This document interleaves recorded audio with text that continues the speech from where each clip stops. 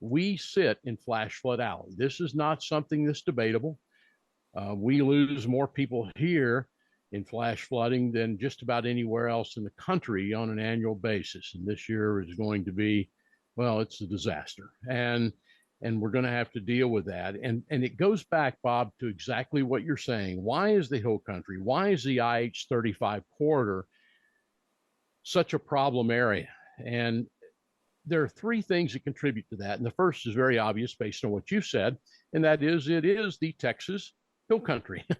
And we have very hilly environment. It's a beautiful environment. It's one where low water crossings on a dry day are beautiful places to be, and to drive through the hill country, there's nothing like it. We have a treasure in that. Unfortunately, number two now, in those hills, in many cases, the soil layers are very shallow. It's a rocky limestone that comes almost to the surface. So all of a sudden now we have the hills, Bob, and we got this beautiful environment, but underneath what little soil there is, there's a lot of limestone. Well, the problem with that is when you start getting these excessively heavy rains, it hits the ground, the hills will cause it to go downhill. And guess how much of that water will soak in a flooding rain? Very little, because of the limestone layers. And as a result, we just take that flow off those hills and double it. And then you get it into creeks and streams, and you've got this channel, and we're off to the races. It creates these floods. Some of the horrific pictures that I've seen from law enforcement of some of these rivers as the wall of water came down is amazing.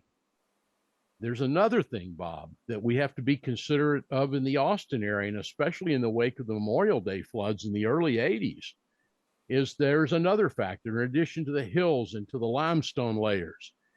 We also, on the I-35 corridor, right in that transition zone going for the Texas hill country, we are putting in so much impervious cover where we are laying down concrete, our urban growth in the city of Austin. This is the thing that scares me to death. Being with someone that sat in our KVUE weather office in the 80s, and we watched floods come down Shoal Creek in our backyard. And I'm telling you, those today will even be worse. Why? Because upstream on Shoal Creek, there's no more cattle land. It's all parking lots. How much of that water soaks into the asphalt or into the concrete? None of it does. So this is the third factor, associated urbanization in the eastern parts of the hill country and into the urban corridor of I-35.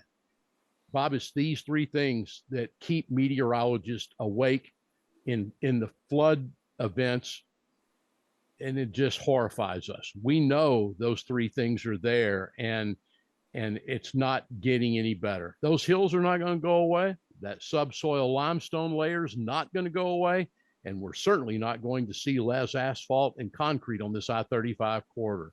That's what really scares me, Bob. I want people at home to realize that I think the National Weather Service, Austin, San Antonio, did a great job going in. Are there ways to make it better? Sure. There are ways every day that Troy Kimmel and Bob Buckaloo and other people, we can do things better in life. The Weather Service is the same. But for this event, for us to see blame of the Weather Service in New Braunfels, it's ill-advised, in my opinion. And I will tell you another thing too, Bob, and I'm hoping I can get through this, but if you don't think that office is devastated, you are wrong. They issued the warnings, and we have lost 43 lives, and the numbers continues to go up in Hunt County. We've lost lives in Travis County. We've lost lives in Williamson County. We've lost lives in Burnett County.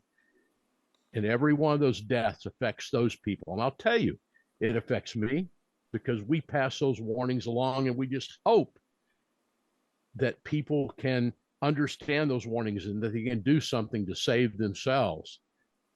Those deaths affect all of us, down to the KVUE weather office and everyone in the newsroom, to emergency management, and to the meteorologist. I just want people to understand that this has been, for us, a disaster, and it's just something that's not acceptable. We've got to look in what went wrong, and we've got to make improvements.